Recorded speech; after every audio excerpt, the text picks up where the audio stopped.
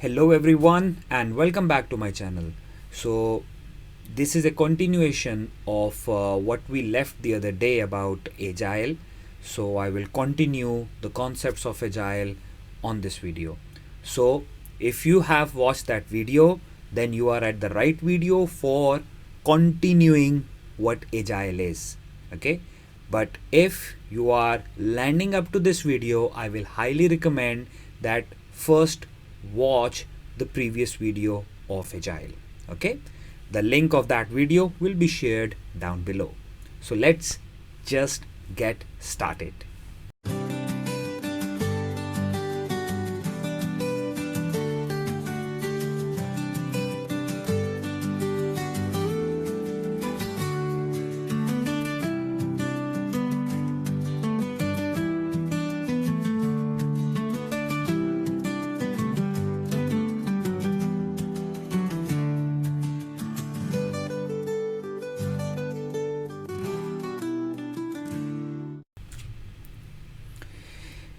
Now, the idea of this video is that we will understand Agile way of working, or we can say that we will understand the adaptive way of working, right? So how to go about with that? Let me just have a little highlight over here. Let us say that this is our work. This is point A and we need to reach towards point B, and in between there are sprints. Let us say this one is sprint number 1, then you have your sprint number 2, and at the end of the sprint number 3 you will have your first release over here, release 1. Remember guys, the release 1 is known as the MVP. MVP stands for minimum viable product. A minimum viable product is a minimum collection of features that is functional for the end user, right? So first release is known as the minimum viable product.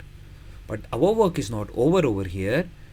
Of course, we will have the next work, and we will have here sprint 4 and so on.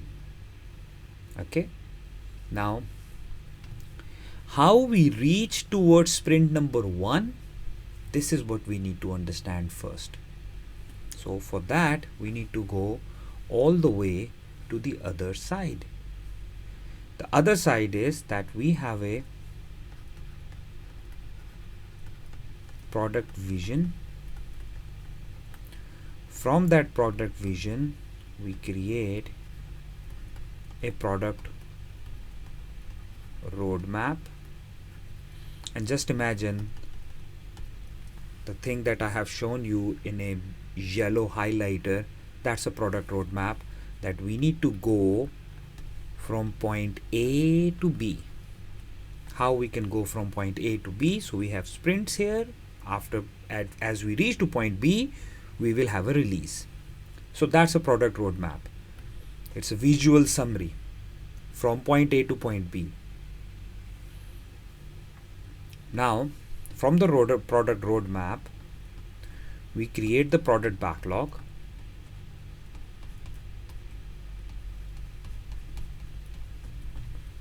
The product backlog is a document that is, created by the product owner.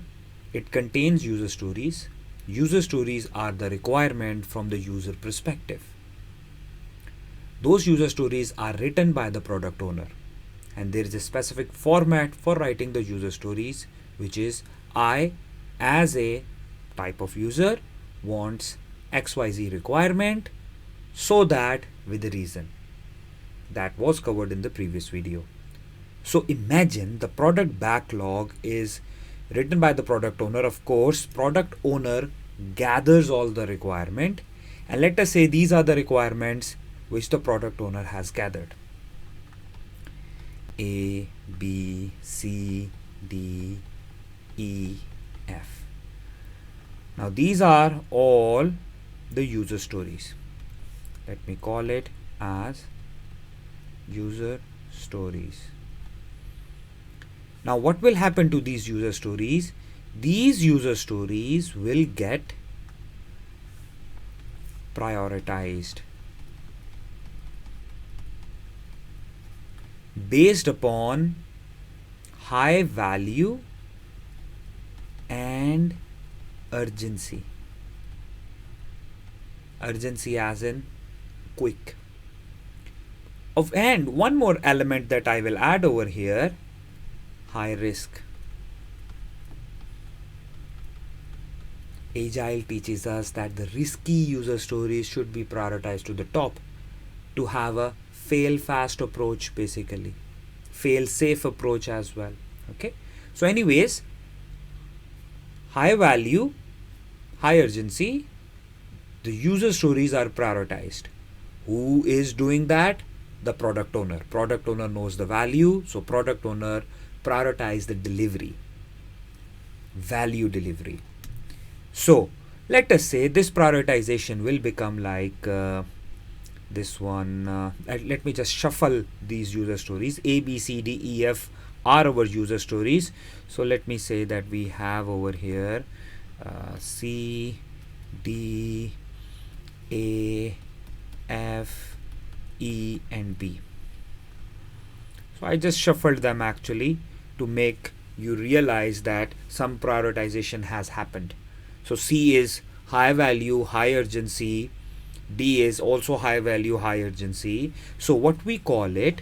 We call this particular product backlog as prioritized product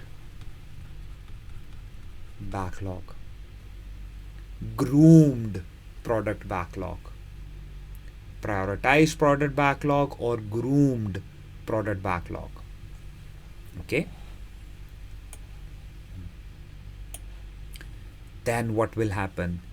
This prioritized product backlog will go into the planning meeting, sprint planning meeting, iteration planning meeting, where the product owner is standing, Scrum Master is standing, and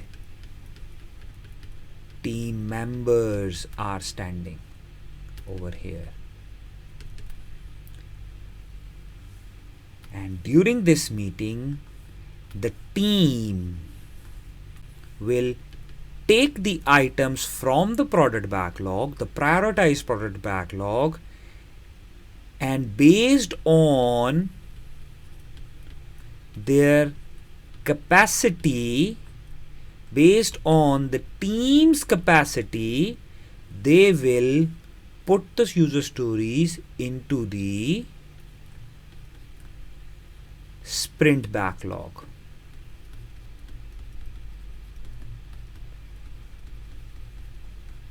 This sprint backlog is also the sprint goal.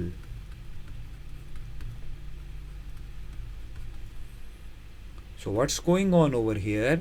The team will decide, not the product owner, not the Scrum Master or any stakeholder. The team will decide what goes into the sprint, the work, because the team is self-organized. Remember the values of Agile. Remember the core concepts of Agile. The principles actually, self-organized teams. So now what is going on? The team will decide based upon the priority.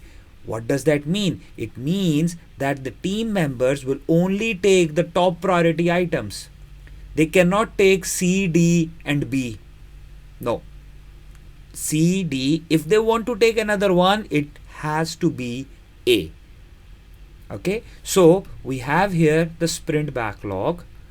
Now what the team will do? Team will convert this, because C and D are the user stories. Remember, team will convert these user stories C and D into tasks, and then they will put these things into task board.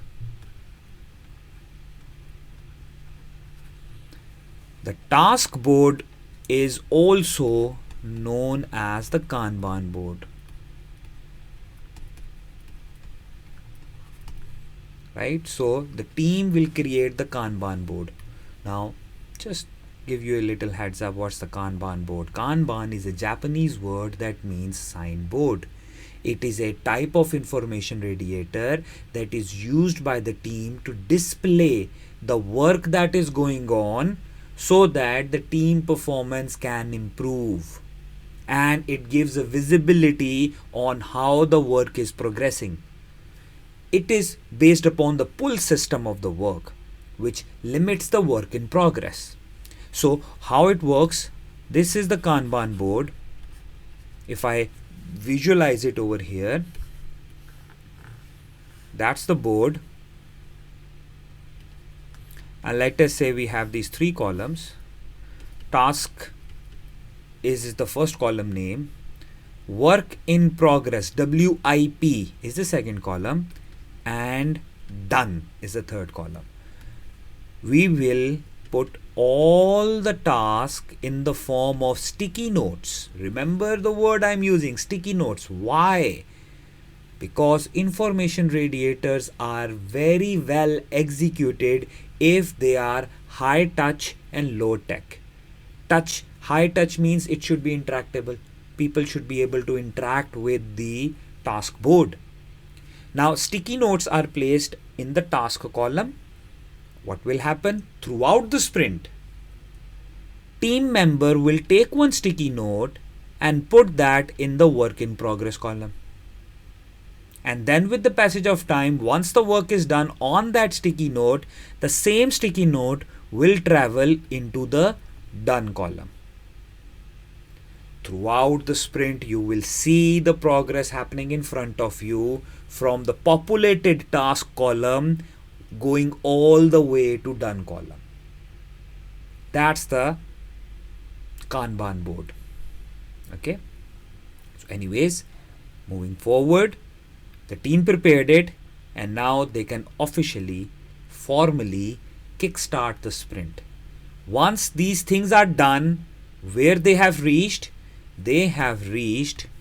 to this particular point, the start of the sprint. And what will happen now on daily basis? We will have a daily stand-up meeting. The daily stand-up meeting, as we explained, is a quick progress update meeting that ideally must happen at the start of the day for 15 minutes, where 3 questions are usually asked. What you are going to do today, what you have done yesterday, is there is any problem. This meeting is used to highlight the problem, to flag the problem. You don't have any time to solve the problem over here. But if the problem can be solved within 15 minutes, yeah, you can do it. Otherwise, you must have a separate meeting for that. So, what will happen over here? At this point, at the end of the sprint, we know that there are 2 meetings that takes place. One is the demo meeting, and the other is the retrospective meeting. Retrospective meeting. Retrospective is a lessons learned meeting. It's a self-reflection on the past to understand how we can improve better for the future. And the demo meeting is a meeting where you demonstrate. The team will demonstrate. If you take the same example, these are the 2 user stories that the team members are performing, C and D. Now in the demo meeting, the team will be demonstrating the functionality of C and D. Now let us assume client agree on the C. Means the DOD for the C is agreed, validated. But for the D, client don't like it. Client might say, oh, I need something different, or product owner is not happy with the end result. So D goes into change. And at the same meeting, the client or the product owner add a new user story. Let us say he add a story X, that now you need to do X. So what will happen? These two user stories, D and X, will go into the product backlog.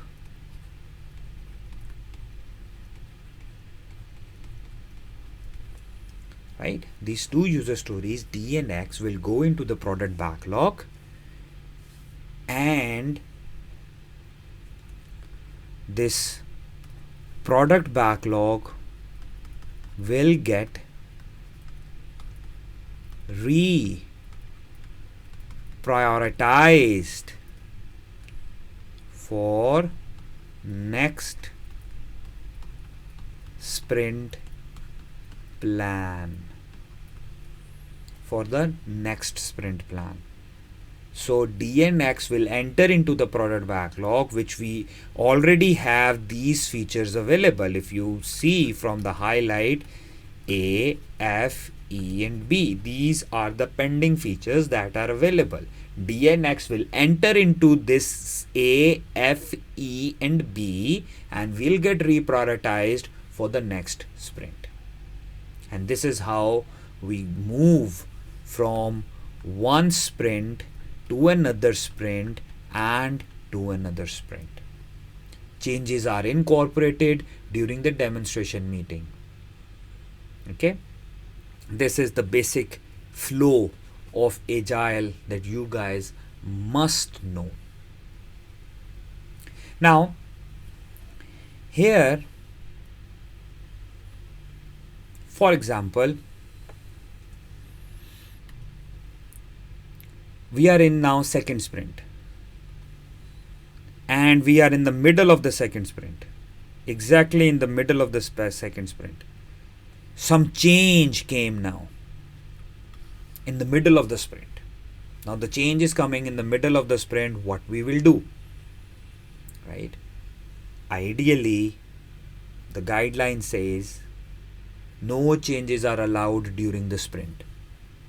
Means if you are running a sprint, no changes are allowed. So, but if the change is coming, we should do something about it. Now we have here some options. Two options maybe. We will analyze the change and see if the change is of high value or low value. Right?